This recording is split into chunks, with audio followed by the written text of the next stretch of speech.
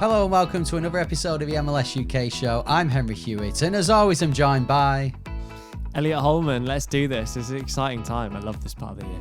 It is. We're not only joined by Elliot Holman, we're obviously always joined by Elliot Holman, but we're going to be joined by MLS Season Passes, Apple TV's Andrew Wiebe as well later on in the podcast to talk about, well, to look ahead at this week's playoff action, but also talk about some pretty crazy results that have happened so far. Last time we did a podcast, Elliot, it was before the last round of matches. So we've had, I can't even count how many matches, but we've had rounds of three, which some of them were two, most were three. Some of them went to penalties at the third one. It was pretty MLS-y, wasn't it, in the end? It was MLS-y, and that's exactly why I'm sat here still doing this podcast 7 or 8 years in, and I'm absolutely here for it. I obviously was put through the ringer by Orlando City, my boys, who left it late, shall we say? Like to make that one as dramatic as possible, even Facundo giving me a heart attack. But that seemed to be the case all over. Really, really exciting games, and fair to say, not ones that we'd have predicted. Yeah, well, I've now gone against Atlanta twice. I said they wouldn't beat Orlando on decision day to get into the playoffs, and I said there were no way. I said if Atlanta got to a third match against Miami, I would be happy. Well, we did get to a third match, and they won that third match, and Miami are out. We did our brackets on the last episode, and we were saying off air then, I'd be surprised to think that anyone's bracket is still going after those results. You've got Miami, Columbus, and Cincinnati all out of the East.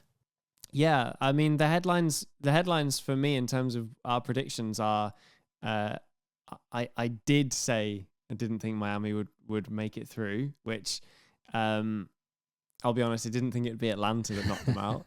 I did think New York City would go through. However, I did back Columbus. I'm really surprised Columbus didn't get the job done against Red Bulls. So it's really, really all to play. How exciting is this? It's really all to play for. And there's some really good teams in really good form going into some really good matchups. Yeah, exactly. Well, it's like we said, it's MLS-y. And we're going to talk more about it with Andrew Wiebe in a moment. But just to talk about Miami, like we've been making the case all season saying, yeah, Miami might not win MLS Cup. It looks like they will, but they might not do. We've seen this in MLS before. It's not as easy as what we think. And yeah, they walked the Supporters' Shield in the end, but to go out in the first round, Andrew actually said on Apple TV that it was up there with the biggest flops in playoff history. Before we talk to him, do you agree with that? Was this nailed on for Miami to win? I think you've got to agree it's a flop. There's a difference. There's a shock, which is losing one of the 3 matches. A flop is completely correct. It's bang on, because Miami, as we know, have got the most expensive roster in MLS history by a mile, and the expectation is absolutely, that's the problem. It's the Man City effect. People talk about the atmosphere at the Etihad. It's because there's an expectation that they win. If it's 0-0 at halftime, if they're 1-0 down at halftime, it's not good enough. They get booed off the field, and if they win, it's standard. That's what's expected. David Beckham, Lionel Messi, Luis Suarez. These are massive, massive, huge names, and they are winners. And this is a team that needs to win. And they're in a sport, in a league where, rightly or wrongly, people only really care about MLS Cup. You can win the Supporters' Shield, great. But people only really care about MLS Cup, and they're out. And that is a flop. Yeah, I've noticed Sasha Kleshin on Apple TV is banging the drum for that Supporters' Shield means more. I guess to us Europeans, I can see the case in that, and so perhaps it does. But for us who love MLS, no, MLS Cup is where it's at. I did notice actually in that Miami game, when Atlanta equalised to make it 1-1, it comes up with the percentages, doesn't it, of how the win predictor, and Atlanta at that point to win the game were 5%. So it is a flop. Miami have let it slide. And obviously it's going to be a massive disappointment for them. Who knows? I mean, we'll talk about it in close season, but they'll have to come back even stronger next year to get over the line and win MLS Cup. But now this means that Well, we're down to 8 teams. Amazingly, that Orlando are the highest seed left in the East. And all the attention goes to the West now because apart from Minnesota, that if any of those teams get to the final, it's going to be held at their stadium, which, considering that I think it was Miami and then Columbus were first, second, is incredible to think of. I'm going to introduce Andrew Wiebe just in a moment. So Apple TV fans, those who basically just watching or listening to this for Andrew Wiebe, he will be here very soon. We'll do our predictions for the games after Andrew has been on the show. But Elliot, just before that, just to round it off on the West, your thoughts there. Everyone's looking at LA. Seattle maybe is the third team. I predicted Minnesota would actually surprise a few, so don't rule them out as well. Where are you looking for the West at the moment? Are you sticking with, because you had Galaxy, didn't you? Are you sticking with Galaxy? I don't see why not at this point. There's no reason why, seeing what's been on show, there's no reason why Galaxy can't do this. I feel for Seattle and I feel for Minnesota because I think we all want the LA derby. I know we've had lots of them, but you can't beat MLS Cup. You can't beat a conference final between LA and LA like that. That's big. Of course, LAFC would host against Galaxy. It's not exactly a long trip from Carson, so I think they'll cope. I think they'll be okay. And that's the one we all want to see, unless you're a Seattle fan, unless you're a Minnesota fan. And if you are a Minnesota fan, you're going to have to go to Seattle or LA if you win that and you get to the conference final.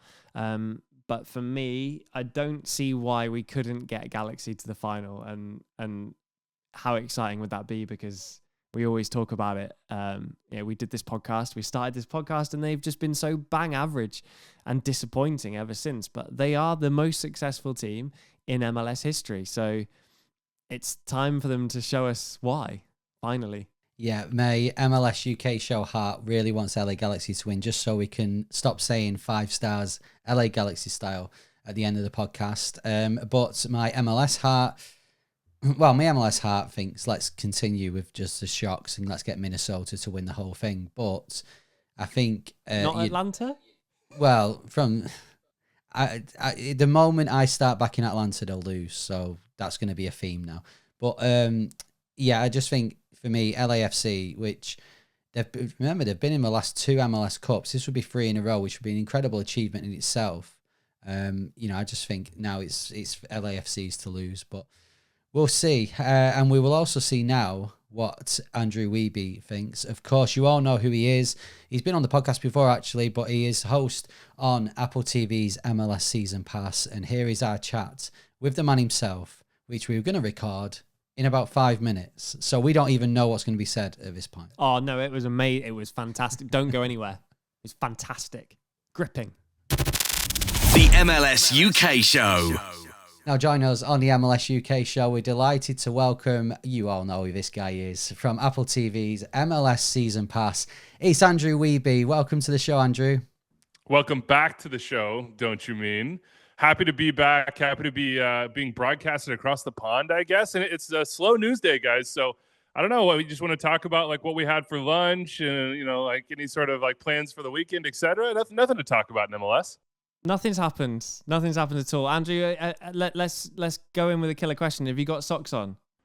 I do have socks on, and I just want to establish for all the people at home that became obsessed with my my footwear choices that I have, by and large, chosen to wear socks almost every single match day this season. And I was last season. They were just no-show. But after all of that, my wife said to me, you know what? Save your ankles for home, all right? Just save the ankles for private spaces. And I just decided, especially when we were sitting on the big chairs on MLS Wrap-Up, that I looked a little bit silly with such high waters. So I have mostly shifted to socks this year. But look, 2025, I don't know what's going to pop into my brain, guys. Anything could happen. There's no honesty like a wife's honesty, is there? They're the one person who can truly tell you. Andrew, put some socks on. Have you? Well, is she sick of you talking about MLS? Because, I mean, my wife is. It's just been a wild playoff so far, hasn't it?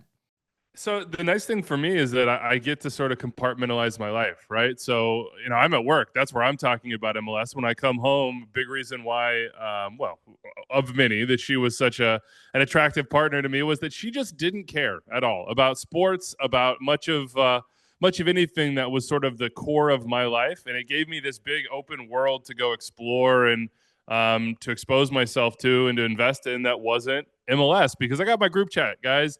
I got, podcasts that I listen to. I love going on other podcasts and talking the league. And then when I'm with her, we can focus on our family. So I will say that she is starting to understand the price she will pay as my sons get invested in the league, because my elder son knows all the players. He watches every single highlight. He watches as many of the games as he can before his bedtime. He's just turned 7 years old. So usually like the mountain time zone and the Pacific time zone elude him. But there is not a single highlight pack from the 2024 season on MLS Season Pass that this kid has not watched, and I dare say has watched twice. And I hear my kids in the basement. I don't know if this is on video, but behind me is the half of my basement that I've cleared out for soccer.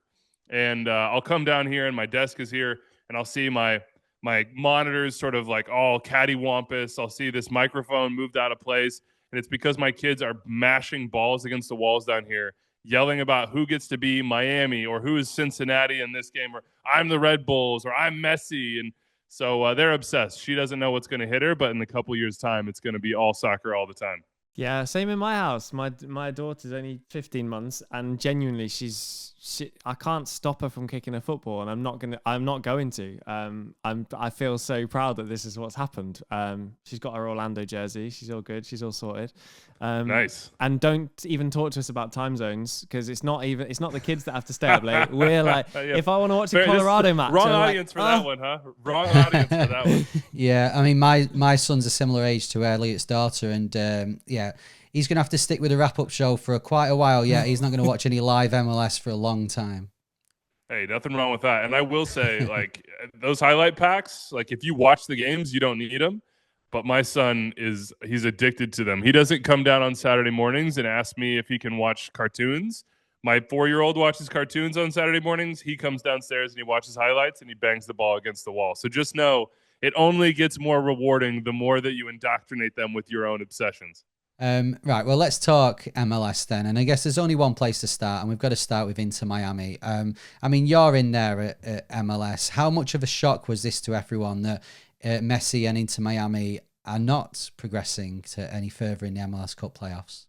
As big a shock as there has ever been in the playoffs. And there were warning signs. This league often gives you warning signs, just in general, that upsets can happen, but in particular this matchup, because Atlanta had been their kryptonite seemingly all season long, no matter who was on this Five Stripes team.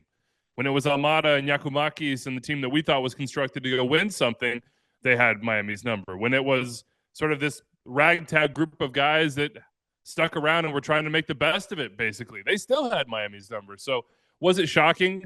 Absolutely, because I thought in the biggest moment, with Messi healthy, with Suarez healthy, with the entire team basically ready to go other than Busquets, that they would just on sheer talent alone overpower Atlanta. I mean, remember, this is an Atlanta team that needs video review and some good luck. I guess I don't have to remind you guys from Decision Day, but against Orlando to get through. So, a lot of things had to go the right way. Brad Guzan had to be, drinking from the fountain of youth, basically. And he's been very, very good this year, but he took it to an entirely different level. Dax McCarty basically had to be Jordan Belfort from Wolf of Wall Street, like, I'm not leaving. You can't get rid of me. Playing balls and sort of commanding the midfield and understanding how to best throw off Messi, that little 5% that you need to somehow get a win. And then Rob Valentino is maybe he's kind of a manager built for this, right? Like Tata's understudy from years gone by in Atlanta, a guy who's been waiting for his opportunity and, just got the tactics right, yes, but I think even more so, made sure that his team believed in the impossible. And I was thinking this morning, guys, about this playoffs and the Eastern Conference in particular, and I was reflecting on Wilfried Nancy last year saying, impossible is an opinion. And it's funny how last year that meant one thing, and this year, for both Wilfried Nancy and Inter Miami, it means a completely different thing. And that's probably sort of the mantra of not just the playoffs in Major League Soccer, but the league overall. Like, impossible is an opinion. Should Patrick Agyemang be one of the most exciting strikers in this league based on pedigree, and I know he shouldn't. Fill in the blank of all these different stories throughout our league. Things happen that sometimes you just can't explain, or shouldn't happen, or wouldn't happen in a different context, in a different league, in a different country. And that's what makes it great, is that if you try to predict, if you try to claim that you know what's going to happen, inevitably you end up looking stupid at least once. And, I gave it a 5% chance of an upset in a column I literally put on paper, and now I look stupid. And I'm excited about that. That's a beautiful thing. Yeah, can I go back to the start of the season, or even when Messi joined MLS? I mean, we've never been asked to go on so many podcasts when Messi Messi joined MLS. It was crazy. Huh? I think can we go back to how you felt that they could do? We spoke about maybe the potential that Messi wouldn't get many minutes because of the artificial grass, because of Suarez, because of his knee. There was every chance before a ball was kicked that maybe it wouldn't quite work, and I don't think we would have been really surprised. But once the ball started rolling, was there any doubt in your mind that they got to MLS Cup? I mean, I thought they would be there with home field advantage, with the way that they have sort of overcome any obstacle put in their way this year. I mean, remember, this is a team that has played on a tightrope basically all year long. Like, the stat that we like to throw out there that feels awesome and incredible and sort of miraculous is 31 points from losing positions. But if you sort of reverse engineer that stat and you're like, oh, hold on, this team had to come back to get 31 points from losing positions, you start to understand just the precarious place that they might put themselves in. And anybody who watched Inter Miami this year knew that they had the brilliant moments in them, but they also knew that they had the boneheaded ones and the bad turnovers and the counterattacks that go from like, oh, this could be a problem, to, oh my God, it's 2-0. Miami are down and they have to come back again. And I think Atlanta did a wonderful job exploiting all those things, not just in this series, but in every game they played against them this year. There was a formula. Most teams just couldn't quite get over the edge with that formula. As Dax McCarty told me on Extra Time yesterday, like, you play Miami, like, you're going to get punched in the mouth. Like, what do you do when you get punched in the mouth? And Atlanta United, for better or worse, had plenty of experience this year getting punched in the mouth. And maybe in the end, that was what helped them out to say, look, we've been here before. We've been down. Like, why not us? Why not now? FEA. And they got it done. I mean, what is less surprising to me, honestly, than Miami being eliminated is, I don't know if you guys have seen the news here, if we're going to get to it, and I'll just throw it out there regardless. Tom Bogert of Give Me Sport, my boy, is reporting within the last half an hour that Tata Martino is out in Miami. And if you had to give me two options, one, Miami gets knocked out in the first round, or Tata Martino is out, I would say by far the more likely one would have been Tata Martino being out regardless of result. And now here we are with an explosive offseason yet again starting in Miami, and news for, I would argue, the coach of the year before he even gets the dang award. It's crazy. It's interesting because we've been criticized for taking the British approach on this podcast to not wanting managers sacked, but being surprised when managers aren't sacked, when coaches I can see keep their jobs a little longer than they did. Even dating back to, I got so much for previous Orlando coaches. I was like, how are they still in a job? Like, this is terrible football, soccer, and they just would not have lasted. James O'Connor, Jason Christ. So I think there's a danger now that Miami, with the Neville situation and now Martino, like, when they've spent what they've spent, it's the pressure, right? Like, is there a potential that we enter a cycle where someone has to just be dominating the league completely, otherwise you're out? I think this someone is the key word there. And in this case, it's not someone, right? It's this particular project specifically, and it's Messi's project specifically. And I think that's a good way to look at it. And the reason why I would have said I'm not surprised that Tata Martino is not around, and honestly, that wasn't necessarily like, it wasn't just like, if you get knocked out in the first round, well, he's probably gone. It's like, no matter what the results are this season, even if they went and did the double, I still thought there was a possibility that this wouldn't last. And that's because there's history here. There's history between Tata Martino and Messi and Busquets and all these guys that played at Barca. This is not the first time that Tata has had to bid adieu to a team with Messi on it, right? Like, You think back to that Copa America team that didn't get the job done when Messi said that, if my memory serves, like, correct me if I'm wrong here, but in 2016 when Messi said, I think I'm walking away from the national team, I believe that was a Tata Martino coach team. At Barcelona, the same thing ultimately happened to Tata. So, look, he was there because of relationships. He was there because of his history with the protagonists involved. But ultimately, we all know who the protagonist is, right? And I'm not saying that Lionel Messi went to ownership and was like, hey, this guy is out. I'm just saying that there was a history of that relationship not lasting through eons and eons of time. And ultimately, when you're Miami, the only expectation, and I said this on our shows, there was one expectation, and that was to win MLS Cup. The Supporters Shield is all well and good. That's great. Hey, congratulations. You set a record. Bravo. But like David Beckham knows from his time with the Galaxy, everybody involved with this league knows, if you want to go down in history, if you want to be considered the champion, if you want to have the star, if you want to have that legacy moment, it is not winning the cup that gets you that moment. It might be in conjunction with it's not winning the Shield, it's winning the cup. And it might be in conjunction with the Shield, but like if they didn't win MLS Cup, there were going to be big time changes. And even if they did, I was of the opinion that don't count Miami out from shuffling the deck once again. And here we are. We got to find a new captain of the vessel, so to speak. Can this be a bit of, I don't know, for Miami fans, a bit dangerous? Because we saw it for years with PSG, never won the Champions League. Real Madrid before Ancelotti were very hit and miss in the league. When you're this ruthless, and like Elliot said, this is probably a ruthlessness that we've not really seen that much in MLS before. But when you're this ruthless, can this go down a dangerous route where the players are sort of, I don't know, the inmates are running the asylum, to think of not to think of a better term?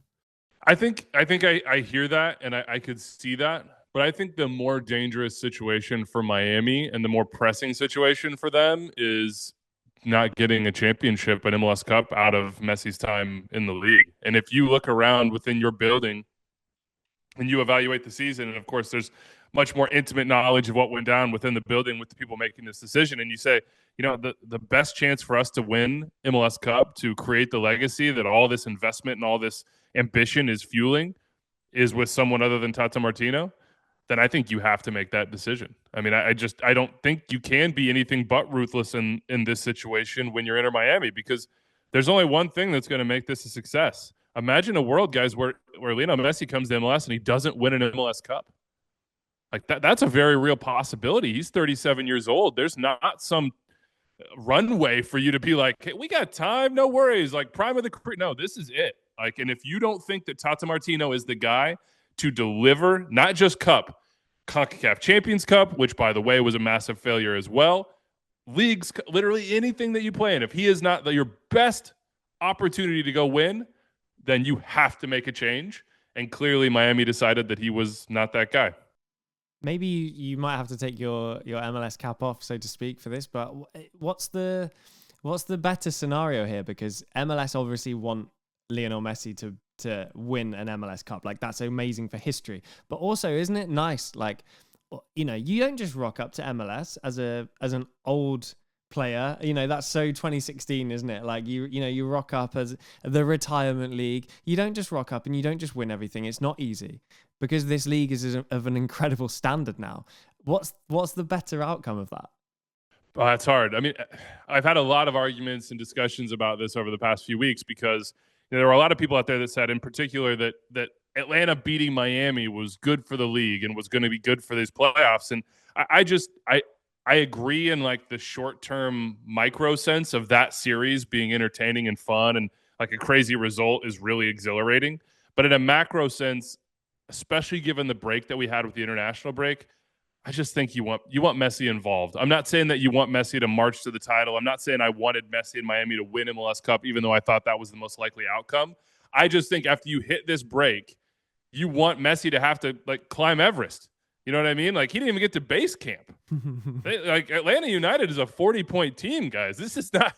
It's not like Hardened Steel beat Hardened Steel. It's like a team that just kind of came out of nowhere, knocked off the best of the best. And I'm not sure for the playoffs and my personal enjoyment of the playoffs that's the best outcome.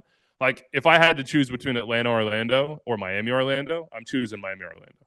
just in terms of like an entertainment, a soccer product. But this is a competition. Like, and that's the thing I think we always have to remember, whether or not, what's the league want? What does fill in the blank partner want? Like, God, it's a competition.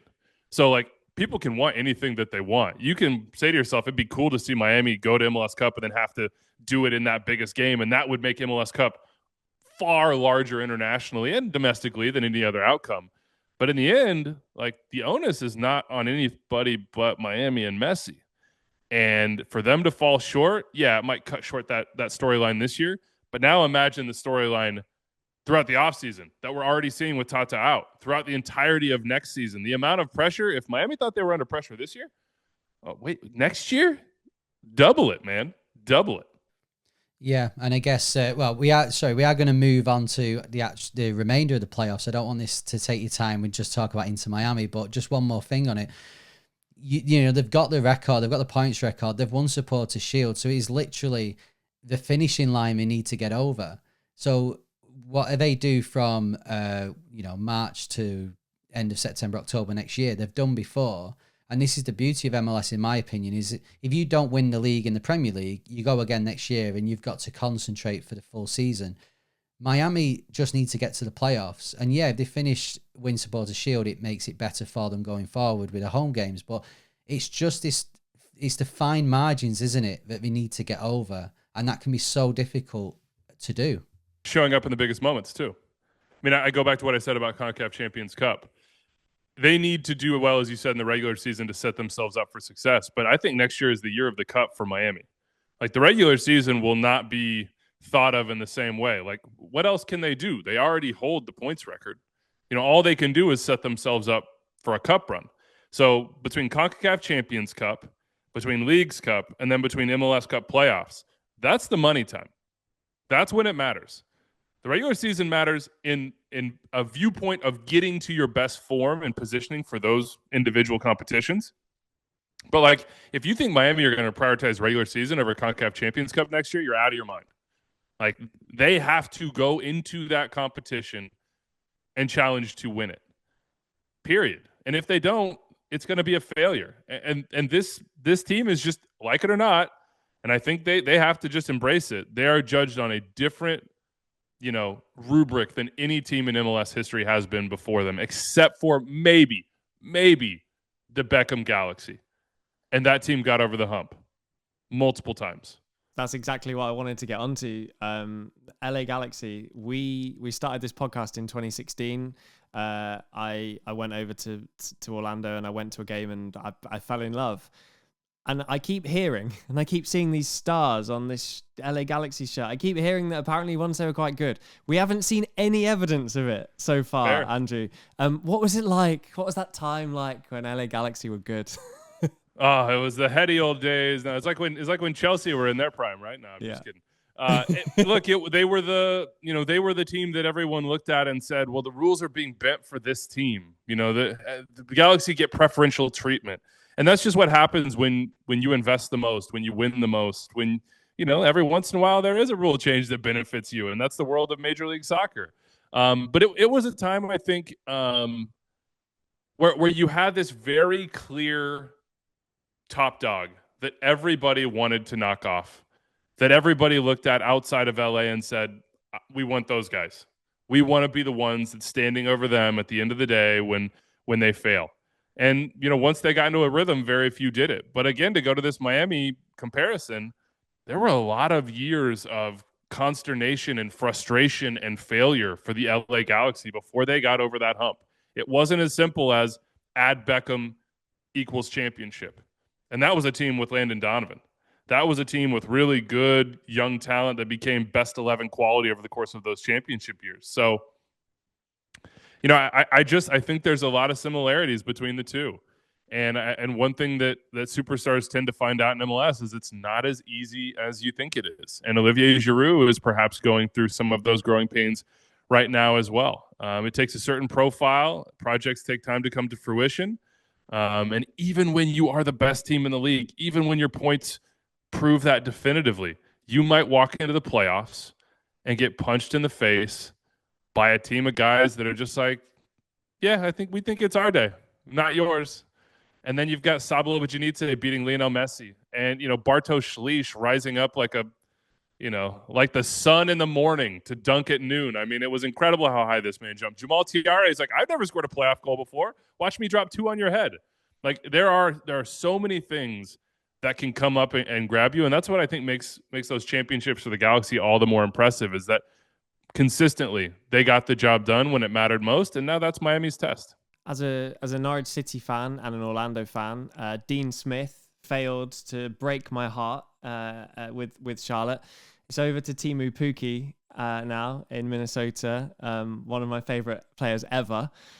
Can Minnesota get a result against Galaxy? Can they get to that final? We would be naive to sit around on this podcast and say, no, boys.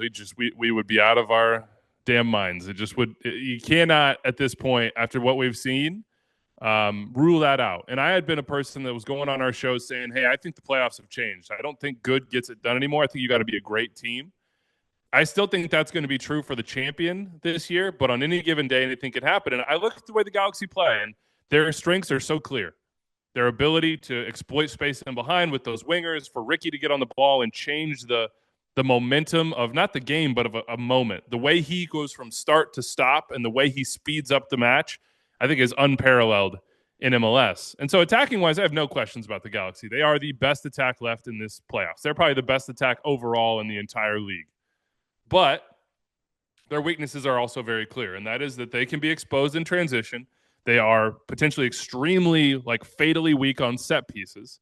And they just make that 1 or 2 odd mistakes that you can't make in a single game, where you just say, how the hell did that happen?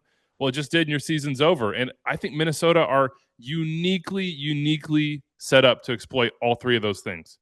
They're going to sit in a 5-4-1. They're going to be extremely compact. They're going to try to take away the entire middle of the field and force you into a horseshoe, and just to play wide, but always playing wide with 1 or 2 players, 1v1, 1 to help. That makes it tough on the wingers. If Ricky can't play in the middle and drive through the middle, that's not where he wants to be. He's going to go seek out the ball. When he does that, he exposes space in behind. You have Kelvin Yeboah, Robin Ludd, 2 of the best transition players in the league. Bonga Hilwane can fly forward from right back. They're very good once they get into open space and efficient. And then they're great on set pieces. And they're great on the road. So, I think it's very possible. Would I bet on it? I wouldn't. I can't bet on MLS overall, and that's probably a wonderful thing for me in my pocketbook. But I think it absolutely could happen. There's not a single game in this conference semifinal round this weekend where I would say the lower seed does not have a chance. You cannot utter those words in this league. Yeah, well, I do need to point out that in my bracket, I did have Minnesota to go quite far, actually. I mean, little did I know that Miami, Cincinnati, and Columbus would all go out, so the rest of the bracket has been shot. But they were my pick for that sort of average level team to go quite far. But just to go back to LA Galaxy, is it ironic that the year that Miami are doing their thing, and maybe the eyes aren't on Galaxy as much as they have been for all of MLS, or especially since Beckham were there, isn't it ironic that this is probably the best chance of winning it? It by far is. I mean, this is a team that haven't sniffed even the possibility in a long time, guys. And that was with, some of the biggest players in the history of the game, of Zlatan and Gerrard and, fill in the blanks here, that just did not get the job done in MLS. I got to tell you, if you're talking about the conversation of, quote unquote, what would the league office want? And I don't think that conversation's ever actually hey, there are meetings going on where people are saying that. It's just if you were looking at from a purely marketing perspective, if you could invent a ideal final, it probably would have been Galaxy Miami. And you have all these connections, and you have Ricky coming back to face off against his former teammates, and this explosive attack, and former great trying to get its first championship in a long time, and Miami, of course, trying to get over the line. And now the Galaxy are on the other side saying, well, maybe this is our year. Maybe this was the opportunity that we were waiting for. And to do so, they'll probably have to get past LAFC on the road. But that's the playoffs. Those are the tests that you have to pass if you want to be a champion. Meanwhile, to bring it closer to home for you guys, we're talking about the Galaxy trying to get back to sort of their glory days. How about the first ever glory day in the playoffs for Orlando City? Boys, the doors have swung open. The opportunity is there. The path is, quote unquote, easy. The favorite status that you weren't going to have probably ever in these playoffs might be yours. How are you feeling? How much are you sweating? This is not a comfortable position, I have to imagine. There's episodes of this podcast where earlier in this season where I want him gone. It was so bad. We couldn't get a result. We couldn't buy a win. And then again, second year running, all of a sudden, Oscar's getting it done. We've arrived with momentum, apart from the Atlanta loss. And there's every chance now. Why do I keep daring to dream every year? That's the beauty of the game, right? Exactly.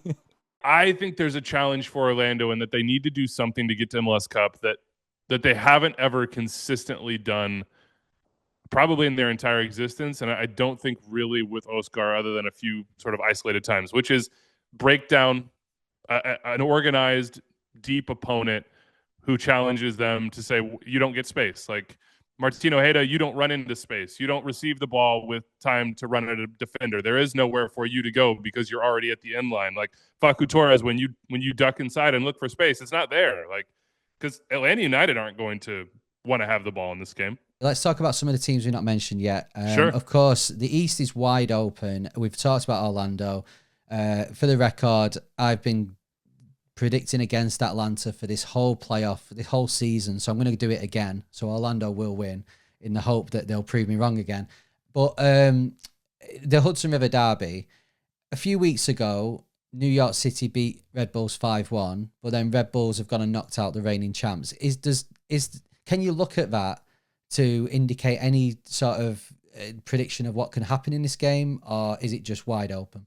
I think it does have some predictive nature, but it's not 100%. And the reason it's not 100% is because the Red Bulls are just so intrinsically different with Emil Forsberg in the team.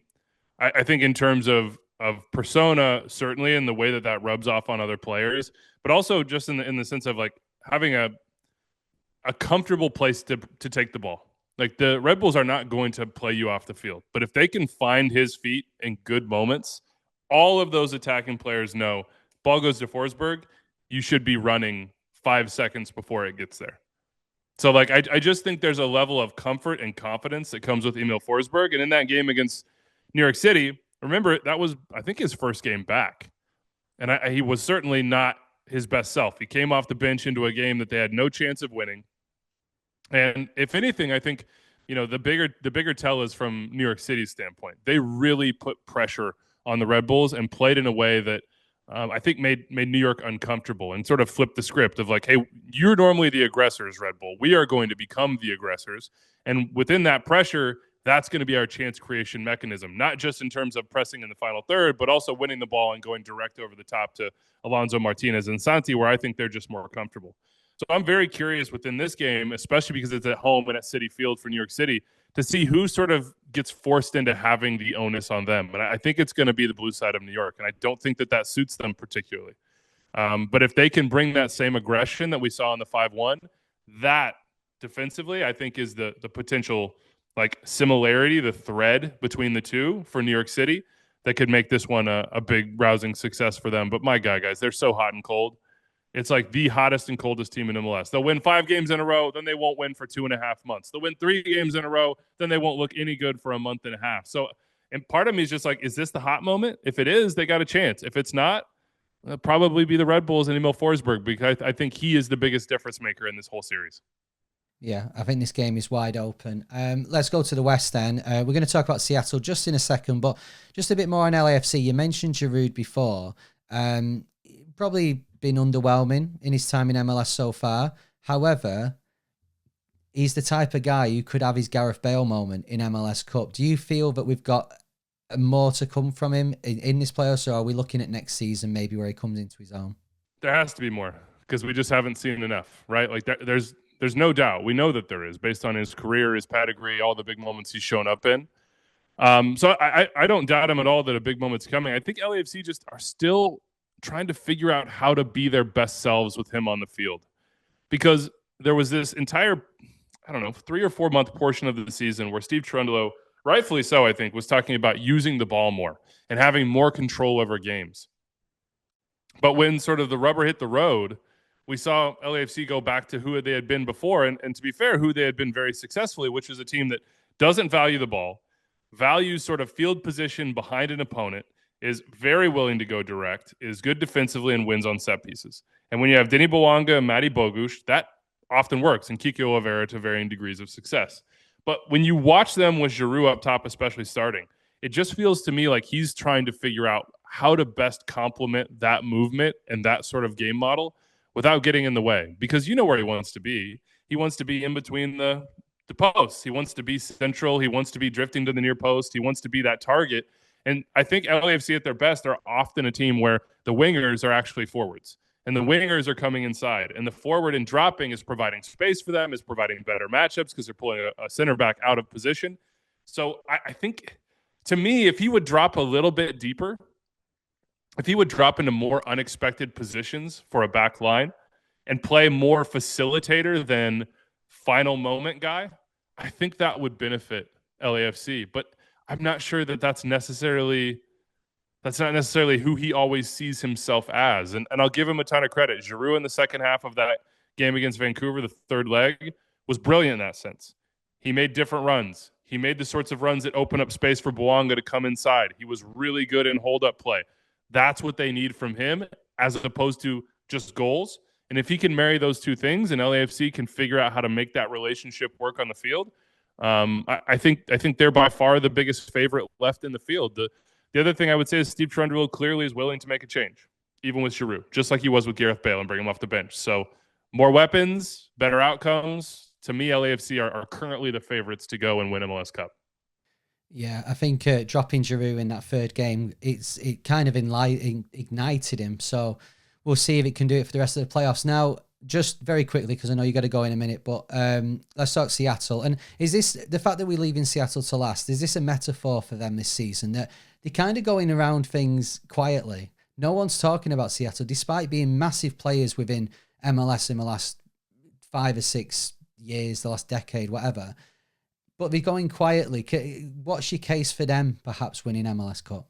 Yeah, guys, what's sexy in like a podcast sense, in a turn on the game sense? It's attacking players, right? It's feeling like you don't know what a team is capable of with the ball. And at times this season, I feel like we've really known what the Sounders are capable of with the ball, and it's not that exciting. It isn't. You know, like they are a comfort blanket in the sense that like the spine is very good. Steph Fry is a veteran, proven MLS goalkeeper in these biggest moments. You know, Jackson Reagan and Yaimar are arguably, if not for sure, the best center back duo in the league. And Obed Vargas and then now Christian Roldan, you have this rock solid like central midfield core. But like Pedro de la Vega hasn't shown up. He was the big signing. He hasn't been good enough. Jordan Morris has been good enough in bursts, but is he really a number 9? Does he affect games that way? And then you're just like relying on cult heroes like Paul Rothrock, who, I mean, Elliot, you're sharing like a lot of a haircut with Paul Rothrock, and I say that completely as a compliment. They're not a sexy team. They're not a sexy team, but I think the Sounders of the past will remind us, and I think this team is thinking internally that like 2016, they didn't do it in a sexy way, and they got the job done. Like they have to get over Mount LAFC. That is their issue. They haven't done it in a long, long time. It seemed like they've been snake bit, but the games have been by and large extremely tight. So I think this weekend, if you're looking for a game to watch, it's going to be very tactical, very tight, very anxious, I think, at all times of like any mistake, that one mistake, that's going to make the difference. It's LAFC Seattle. And I'm looking at their best players, and they've got to be the ones that make the difference. Jordan Morris and Albert Rusnak, if they don't show up, the Sounders team will not go through. Andrew, thank you so much for joining us for a second time on the podcast. Next time you'll get a hat-trick ball. I don't know how we're going to get it to the States, but we will get it to you somehow, even if it's a key ring or something. I don't know if you guys have them, but those little page boy hats, when I was growing up at indoor soccer games, they gave out the Wichita Wings. I don't know if you can see the jersey in my backdrop here. We'll show the people at home. The Wichita Wings gave out the page boy hats, and they were blue and orange, and you wrote your name on them. After a hat trick, you threw them on the field.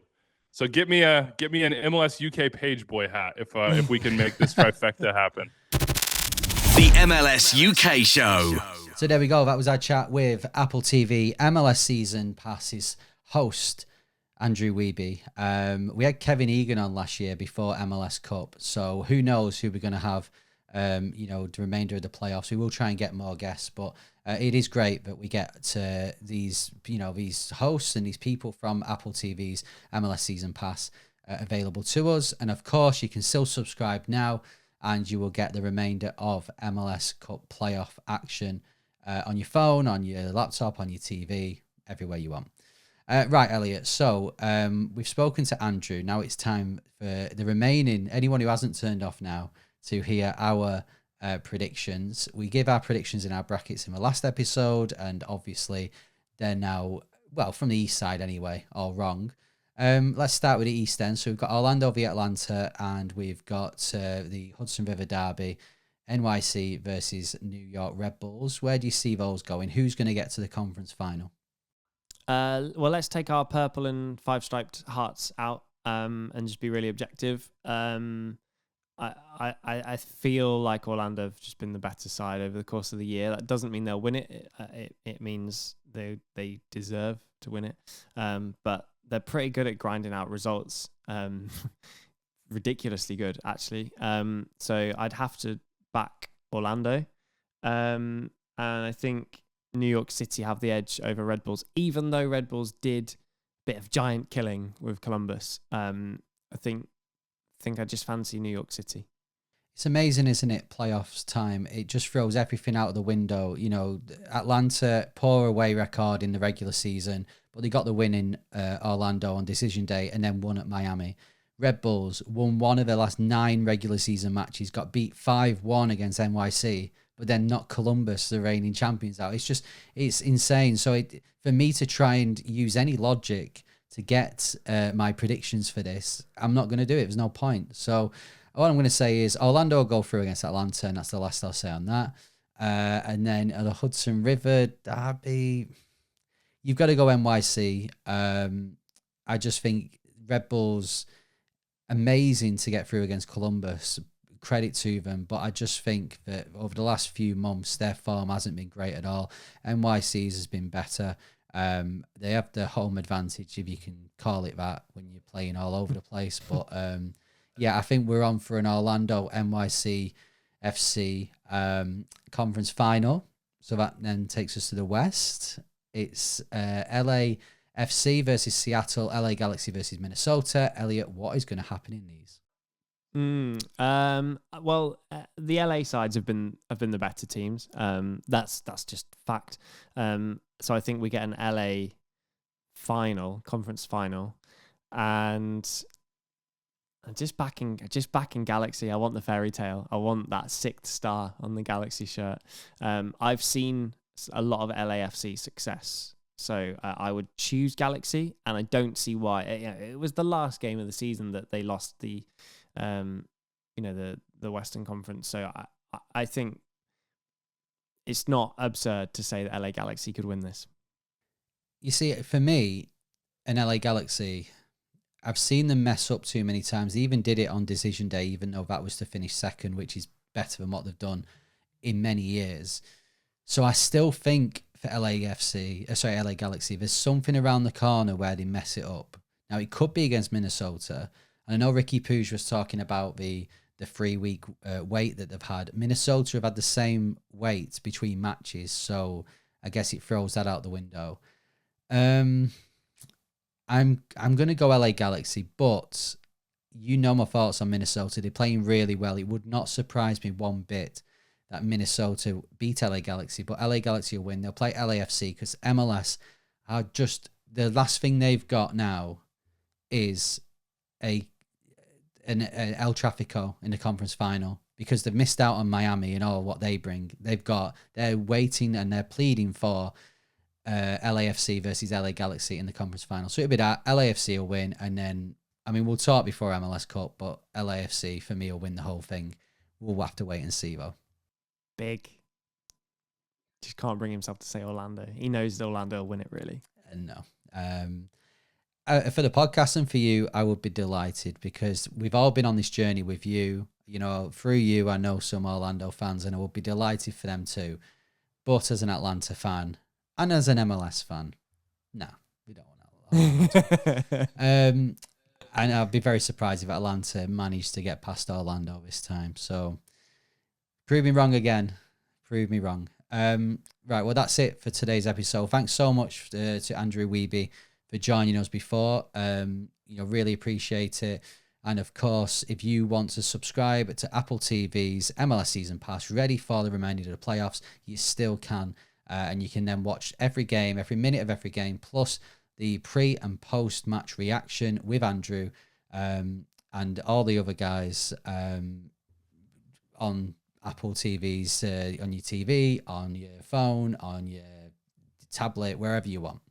Right, so that's it from us. But before we go, we just got one favour to ask. Now, if you enjoyed this episode and you enjoyed the MLS UK show, if you're watching on YouTube, then please subscribe to the channel, press like on this video, and comment as well. Tell us what you think is going to happen in the remainder of the playoffs. If you are listening on your podcast provider, then we ask that you go and rate the podcast, leave a review and leave a rating. But Elliot, there is one rule and one rule only. LA Galaxy style, 5 stars only, and still only 5 stars at the minute. But yes, 5 stars only, please, on those reviews. Thank you. Hey, if we do an episode before the conference finals and then before MLS Cup, you might only get to say that twice more. Oof. We will see, though. But until we're back, I've been Henry Hewitt. And I've been Elliot Holman. See ya.